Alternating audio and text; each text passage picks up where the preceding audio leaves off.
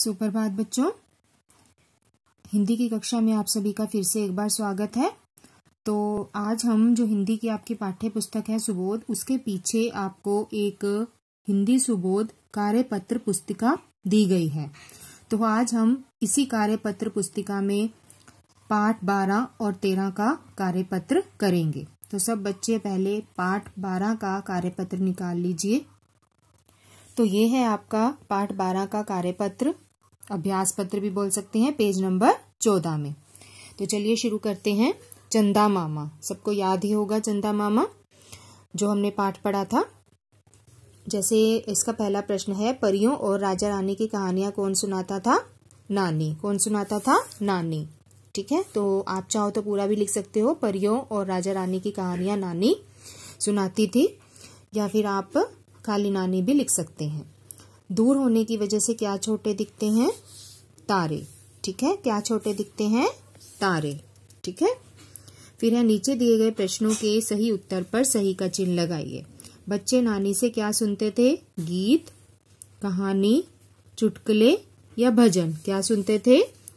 कहानी। तो हम इस पे टिक कर देंगे। पृथ्वी के चारों ओर कौन घूमता है? सूर्य, तारे, चंद्रमा या बादल? किस पे टिक करेंगे? चंद्रमा पर। तो चंद्रमा पर हमने सही का निशान लगा दिया। फिर है 5 अनुस्वार। अनुस्वार इसे बोलते हैं, ये जो एक छोटी सी बिंदी होती है, और ये छोटी सी बिंदु को हम अनुस्वार बोलते हैं। और 5 अनुनासिक शब्द लिखिए। अनुनासिक ये होते हैं चंद्र बिंदु जैसे। ठीक है, चंद्र बिंदु बोलते हैं ना हम इसको। ठीक है, तो अब अनुस्वार के 5 शब्द हैं: रंग, चंदा, गेंद, बिंदु, अंतिम। ठीक है, अनुनासिक के हैं चांद, गांव, कांच, दांत, कांप। ठीक है, आप इनके अलावा भी अनुस्वार और अनुनासिक के 5 शब्द लिख सकते हैं। ठीक है, तो ये तो आपका पाठ 12 का कार्यपत्र पूरा हो गया। अब हम आगे करते हैं पाठ 13 का। तो ये है आपका पाठ 13 का कार्यपत्र।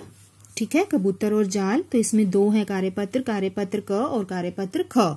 तो हम पहले कार्यपत्र क करते हैं। उत्तर लिखिए। पीपल का पेड़ कहाँ था? जंगल में। कहाँ था? जंगल में। कबूतर उड़कर कहाँ जाते थे?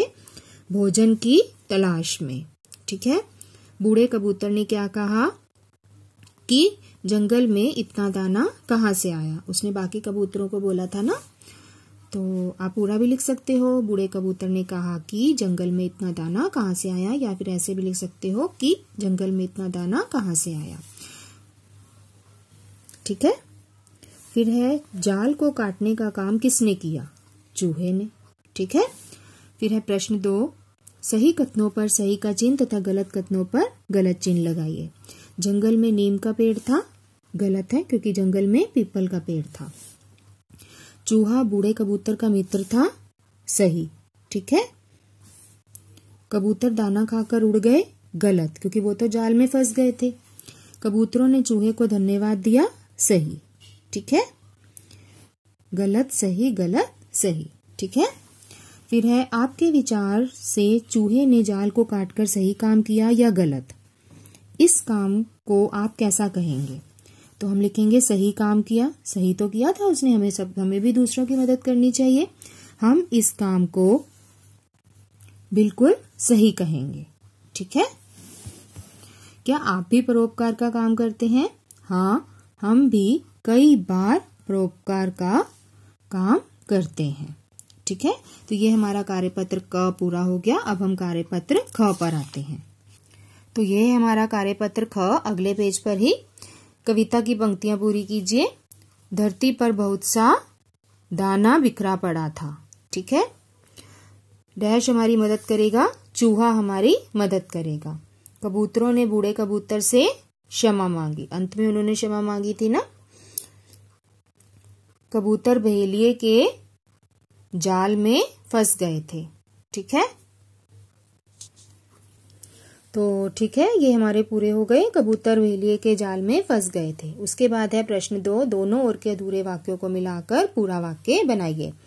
जैसे ये कबूतर है तो कबूतर के साथ कौन सा वाक्य मिलेगा? भोजन की खोज में गए। ठीक है, तो क्या आएगा हमारा? कबूतर भोजन की खोज में गए। चाहे तो आप यहाँ पर भी लाइन डालकर मिला सकते हो। ठीक है, और फिर उसको पूरा लिख देना। कबूतर भोजन की खोज में गए। फिर है जंगल में इतना दाना कहाँ से आया?